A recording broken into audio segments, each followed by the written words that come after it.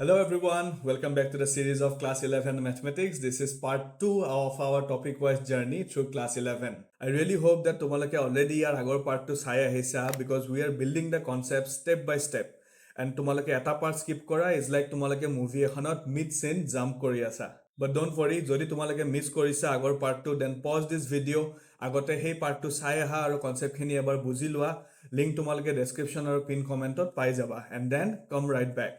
আৰু যোনে আগৰ পাৰ্টটো অলৰেডি চাই আহিছা তেনেহলে লেটস কন্টিনিউ সো লাষ্ট ভিডিওটোত আমি গম পালো যে কমপ্লেক্স নাম্বাৰ কেনেকুৱা হয় general form of A complex number আৰু আমি এটা কোৱেশ্চনো কৰিছিলো ৰাইট এতিয়া চোৱা লাষ্ট ভিডিওটোত আমি পাইছো যে আইৰ ভ্যালু কি হয় i √(-1) so square root of -1 ক আমি সদায় i বুলি ৰিপ্ৰেজেন্ট কৰো এতিয়া যদি আমি i এৰ ডিফাৰেন্ট পাৱাৰ থাকে তেতিয়া সেই ডিফাৰেন্ট পাৱাৰছৰ লগত আমি কেনেকৈ ডিল কৰিম বা কেনেকৈ আনসাৰ ওলাম আমি হেতু চাম সো ইয়াতে চোৱা তোমালৈ কি আছে i স্কয়াৰ মানে কি i square মানে √(-1) square লিখিব পাৰিম না আৰু আমি তো জানো স্কয়াৰ ৰুট আৰু স্কয়াৰ দুইটা অপোজিট হয় সো দে কেনসেল ইচ আদাৰ আৰু আনসাৰ পাই যাম আমি -1 সো i square মানে -1 i cube মানে কেনেকৈ লিখিব পাৰিম আমি i cube মানে আমি i square multiplied by i লিখিব পাৰিম না বিকজ i square ৰ ভ্যালুটো আমি অলৰেডি উলাইছো i square মানে হল -1 multiplied by i so -1 into i হৈ যাব -i so I to the power 3 মানে হল -i and then I to the power 4 now I to the power 4 মানে কি I to the power 4 ক আমি I square into I square লিখিব পাৰিম so I square মানে কিমান হল -1 into -1 আৰু -1 into -1 মানে কি পালো +1 এই যেটো I to the power 4 equal to -1 পাইছো এই ভ্যালুটো আমাৰ কাৰণে অলপ ইম্পৰ্টেন্ট কিহৰ কাৰণে ইম্পৰ্টেন্ট এটা তোমালোকৰ এক্সামত I এৰ ডিফাৰেন্ট পাৱাৰছ উলাব দিব পাৰে Suppose I to the power 40 dile, I to the power 100 dile. So, ami ki korim, ami amar calculation to easy koribo karone, each and every power ok ami I to the power 4 loke convert koribo try korim. Atetia amar karone answer ula to bahut khini easy hobo. So, ha eta sa ami kenake answer ulabo paro, etu question chwa. Here this is find I to the power 40. I to the power 42, eta ami I to the power kiba kibi henake ulai thaka dorkar nai ba extra calculation kora dorkar nai. Eyak ami simply I to the power 4 into 10 likhibo parim ne. 40 মানে 4 into 10 আৰু I to the power 4 whole to the power 10 লিখিব পাৰিম নে because তোমালোকে হৈ থাকতে laws of exponents পাইছিলা নহয় যে power over যদি power থাকে তেনেহলে power কিটা multiply হয় ইয়াতে যেহেতু multiply হৈ আছে মই power over power লিখিব পাৰো আৰু I to the power 4 মানে হৈছে +1 to the power 10 and 1 to the power anything is always 1 easy এটা তোমালোকে বুজিছা কেনেকৈ আমি I এর পাৱাৰ উলাব পাৰো ডিফাৰেন্ট পাৱাৰছ এটা again এটা বস্তু চোৱা তাৰ আগতে মই ইয়াতে তোমালোকক ৰুলটো লিখি দিছো ইন কেস তোমালোকে যদি পাহৰিছা বিকজ ক্লাস 9 10 পঢ়ি আহা বহুত দিন হলতো সো পাহৰি যাব পাৰা সো ইয়াতে আমি এই ৰুলটো ইউজ কৰিছো যে পাৱাৰ ওভাৰ যদি পাৱাৰ থাকে তেতিয়া হলে আমি পাৱাৰছ কিটা মাল্টিপ্লাই কৰো নেক্সট কোৱেশ্চনটো চোৱা কি দিছে I to the power 38 মানে ইয়াকো আমি কি কৰিম I to the power 4 সামথিংত convert কৰিব ট্ৰাই কৰিম সো 38 মানে কি 38 মানে হল 36 + 2 কিয় 36 লৈছো বিকজ 36 হৈছে 4 ৰ মাল্টিপল সো মই এটো 4 into 9 plus 2 লিখিব পাৰিম না বিকজ 4 9 = 36 এতিয়া চোৱা পাৱাৰ কিটা আমি কেতিয়া এড কৰো আমি পাৱাৰ কিটা কেতিয়া এড কৰো যেতিয়া আমাৰ বেস কিটা মাল্টিপ্লাই হৈ থাকে নহয় না মোৰ পৰিছে তোমালোকৰ laws of exponents সো এতিয়া চোৱা I to the power 4 into 9 multiplied by I to the power 2 লিখিব পাৰিম আমি ইয়াতে এতিয়া চোৱা আগৰটো নিচিনাকে I to the power 4 whole to the power 9 লিখিব পাৰিম multiplied by I square টো এতিয়া আমি লিখি লৈছো পিছত ভ্যালুটো পুট কৰিম এতিয়া চোৱা I to the power 4 মানে কি I to the power 4 মানে হৈছে 1 so 1 to the power 9 multiplied by I square মানে কিমান আছিল I square মানে আছিল -1 so 1 to the power 9 মানে 1 multiplied by -1 so answer হৈ যাব আমাৰ -1 তোমালোকে বুজি পাইছা না এখিনি আই হোপ তোমালোকে বুজি পাইছা কাৰণ এখিনি বহুত সিম্পল কনসেপ্ট আছিল এতিয়া আহা আমি আৰু অলপমান ধৰণৰ কোৱেশ্চন চাও যত আমি I এৰ ভ্যালুৰ লগত ডিল কৰিব লাগে but then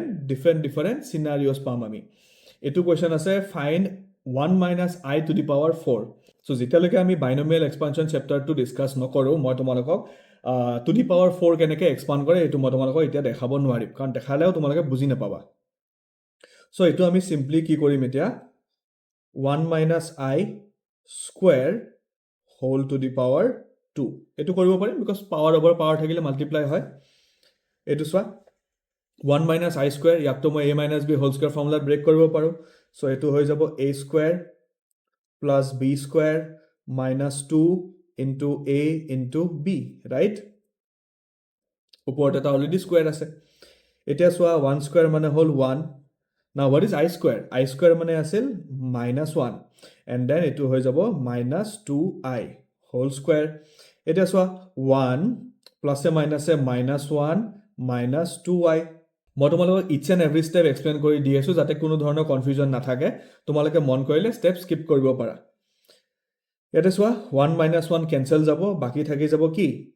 minus 2i whole square. minus 2i whole square মানে কি হ'ব? আমি তো জানো যে আমি যদি নেগেটিভ নাম্বাৰ এটাক স্কয়াৰ কৰো নেগেটিভটো নোহোৱা হৈ যায়. সো এটো মই লিখিব পাৰিম 2 square I square because power to দুইটাৰ ওপৰ এপ্লাই হয়. আছে না মনত? আকৌ এটা laws of exponent আহিল নহয় যে a to the power m multiplied by b to the power m.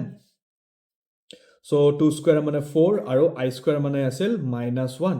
So আমি answer পাই গৈছো minus 4. বুজি পাইছা তোমালোকে এটো?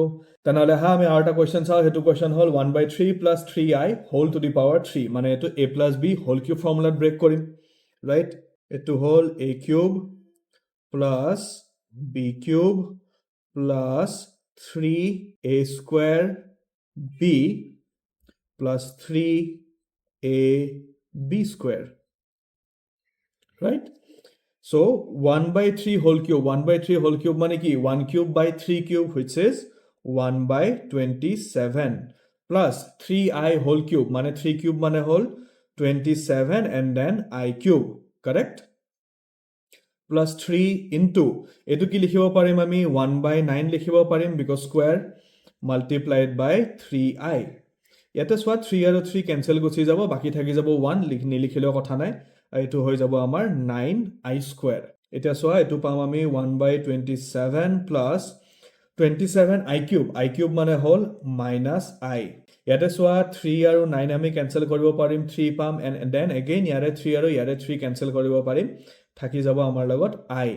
আৰু I square মানে কি আছিল? I square মানে আছিল minus 1. So এটো আমি লিখিব পাৰিম 1 by 27 minus 27i plus I minus 9, হয়নে? এতিয়া মই যদি ইয়াক further simplify কৰো, মই ইয়াক কেনেকৈ লিখিব পাৰিম? মই ইয়াক লিখিব পাৰিম 1 by 27 minus 9. মই ৰিয়েল পাৰ্ট কিটা একেলগে লিখি আছো আৰু minus 27i plus I কিমান হ'ব? এটো হৈ যাব minus 26i, right? আৰু এটো যেতিয়া এতিয়া simplify কৰিম, এটো কিমান পাম এতিয়া? 27 ওপৰত হৈ যাব 1 minus 27 into 9. 27 into 9 কিমান পাম? 27 into 9 পাম আমি 243 minus 26i.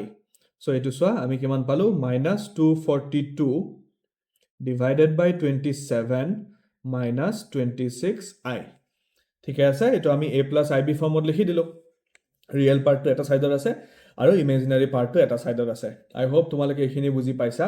তেনেহলে এইগিটা বস্তু তোমালোকে এবাৰ ঘৰত নিজে প্ৰেক্টিস কৰি চাবা আৰু আমি নেক্সট ক্লাছত আৰু কিছুমান কোৱেশ্চন ডিসকাস কৰিম before moving to the next topic. ঠিক আছে? যদি তুমি লাষ্টলৈ আছা then congratulation, you are not just ৱাচিং math, you are levelling up. Leave a thumbs up in the comment section so that I know that you are the real one. আৰু এই ভিডিওটোৱে যদি তোমাক হেল্প কৰিছে তেনেহলে don't forget to give a like, subscribe to the channel and also share কৰিবা তোমাৰ ফ্ৰেণ্ডছৰ লগত যোনে মেথছত struggle কৰি আছে. See you in the next class. Until then, stay smart, stay sharp and stay ahead.